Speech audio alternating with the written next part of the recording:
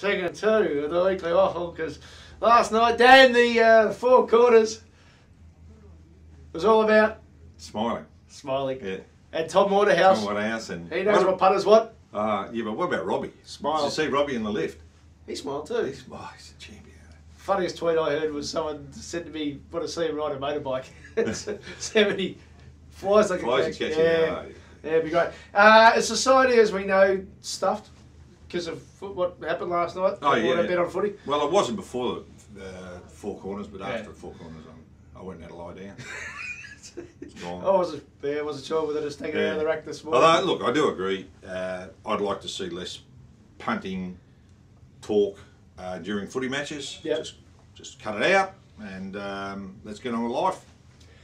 There's always going to be a tipping point in everything, and we've reached now the tipping point. And if you look at the changes that often happen with four corner shows, the abattoirs one was probably a prime example. Changes, it was probably going to happen anyway. This is just going to accelerate the change. Look, you can feel it brewing. Yeah. I reckon they've made a tactical error, Tom Waterhouse, by overexposing himself. That's not right. On television, and that's not even right either. No. He's been on telly too much, and I think he'll rue what he's done. He's just gone too hard, and I reckon he'll be quite like all the talk about the 50 million that he won't have to pay. He won't have to pay 50 He won't have to pay. He wouldn't be unhappy. I reckon he'd be glad that he's missed out on that NRL contract. 50 million. You know, every now and then you just pick up the newspaper and you go, "That's a crock of shit." No, it doesn't happen. I haven't bought a newspaper for 22 years. The story that Tom was considering the $500 million sale of his business. Did you think? Yes. Just wouldn't mind seeing that offer in writing. Yeah. I'm sure it's worth a lot of money. I just think 500 million might be a bit large, given that Sporting Bet paid, I think, 110 for Centrebet, an established brand of 15 years. But interestingly, in fairness, it's been said. Now, the Channel 9 decision to allow him on the program in that situation was horrendous in the rugby league. But didn't Glenn Munsey have the same spot the year before? Yes, exactly. Because it was the point is they're trying to get rid of Tom. Yeah. But the year before the TAB had the contract. That's right.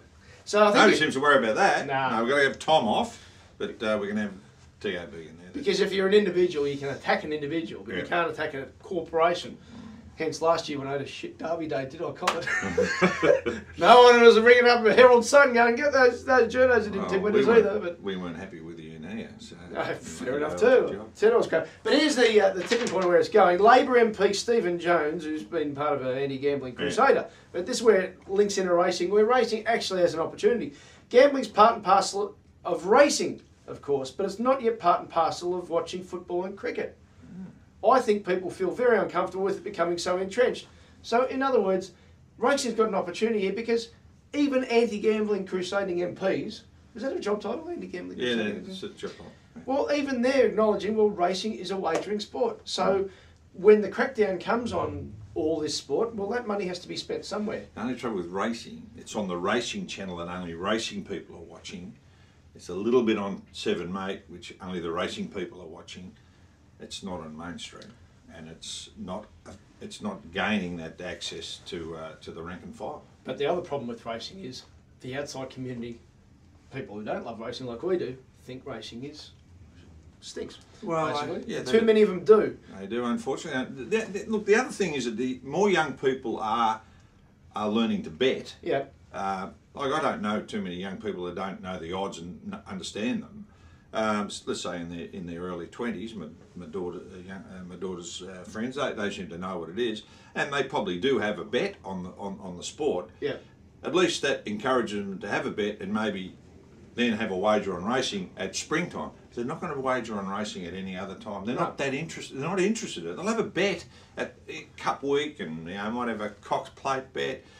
They might, around that time, they might ring me up and say, "Listen, do you like something? I'll have a bet." Yeah. Generally, they're not interested. So the people who you can get year round, hopefully we're doing that, are people who are actually interested in the tactics of a race, what's going to happen if things fall out this way, and then beauty, we can have a bet in April or May or November or December rather, you know, at the off-season time, because that actually is a reasonable time of year to be seeing them all right. Hopefully we continue. But hopefully some of those people will convert into regular race bettors. So but from there, if you looked at, I'd recommend reading Mark Latham's column in the Financial Review last Saturday. Now his point was, well, he's making far too much sense lately. I know. Are you on the other side too? I'm on the, if I am. No, I'm a Labor man, but you know. So you're definitely against him. I, but his overall view, if you haven't yet seen the article, as I said, I recommend it. But he's saying racing had this opportunity at the same time as the peptides and the anti-sports gambling lobby is just going nuts. Racing sweeps with this black caviar wave of goodwill and then stuffs it with this whole more joyous situation that then people... You know my thoughts about that? There should never have been an inquiry. No. You know what the AFL does? They have their steward is like a policeman or whatever. Yeah. They go and do an investigation. Yes. On the quiet. Yes. They go and interview privately, sit down and talk. Then they just go back to the AFL and they say, this is what I found out. Yeah. Now, do we continue with an inquiry or not? What do? What we do, we have this grandstanding inquiry with all these nuffs coming in, destroying the image of the brand, when they could have sent... If you smile. Yeah, they could have sent 2 stewards. Yeah. Let's go and interview Johns. Let's go and interview this person. Let's establish what was said. Because we knew in the end exactly what was going to happen. Gay was going to get charged and Singer was going to get charged. In fairness, we had to delay it a week so everyone could go to Warrnambool. In fairness. It did nothing for racing's image, and we've got to stop this grandstand. Because what they think is, racing, we've got to give a perception that it's all above board, that there's they're covering our integrity, can't be a whitewash. No, just do a proper investigation in-house and then release your findings. The longer and louder you prove you haven't got integrity issues, the more people think you've got integrity issues.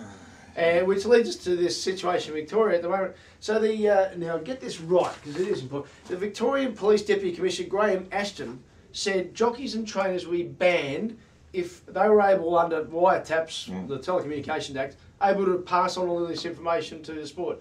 So did the sport come out and say, we hate all cheats, we are going after cheats, we are checking as much as we can, we understand we can't get that info, we wish we could, but we understand we can't. They did. They mumbled it, but they didn't.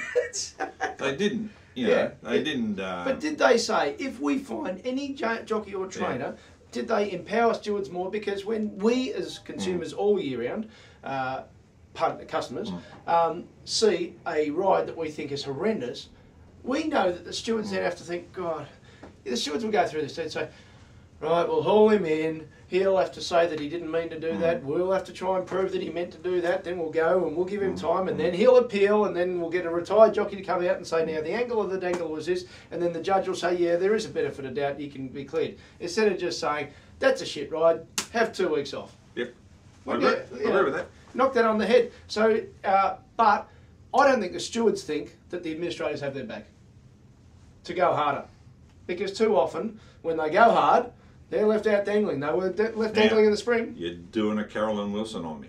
Okay, what's that?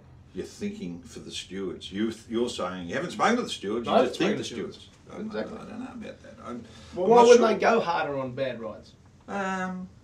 If they think something could be done, and there's actually I think the perfect example of a ride that Tom Sadler did last Wednesday on Supreme Warrior. It appeared to be a brain fade, but it also appeared to be a terrible ride. Now, you shouldn't be able to get away with a ride where you're just going down the straight looking to not be doing much. It looks horrendous. If the stewards had the Asian power of saying, not to the satisfaction of stewards, have 2 weeks off. Yeah. That actually isn't questioning the jockey's integrity. That's the good side of the rule. Yeah. But now they have to question the jockey's integrity. He gets dragged through the mud. I don't know what's going to happen with the case, but I do know watching it, it looked terrible. Yeah, often, but my theory of that, the ones that look bad aren't the bad ones. Exactly. So have a couple of weeks off, go get yourself right, and go have a decent feed for the first time in 6 months, and then come back and don't ride races like that again. With an apprentice, I think what you're entitled to say is, right, look, we're going to... have a week off. We're going to give you 2 weeks off, yeah. And we want you to go and talk to Ronnie Hall or someone like that and revisit that ride. Alf's always up for a chat. And Alf, And revisit the ride, work out where you went wrong, come back, let's have a ping again, because we think you're riding well, you've got a promising future, but... Come in here, we're finishing up, just quickly come in here. Walk in here, come on, we're finishing. We've got 30 seconds of tape left. Come in here, quick, come in. This is the type of legends that just refuse to join the Waffle. Quick, come in, just say good day. This is the weekly Waffle. Hello, Ralphie. Jared Wade, the voice of reason. It's just the great Mike Sheahan. All the best. See you next week.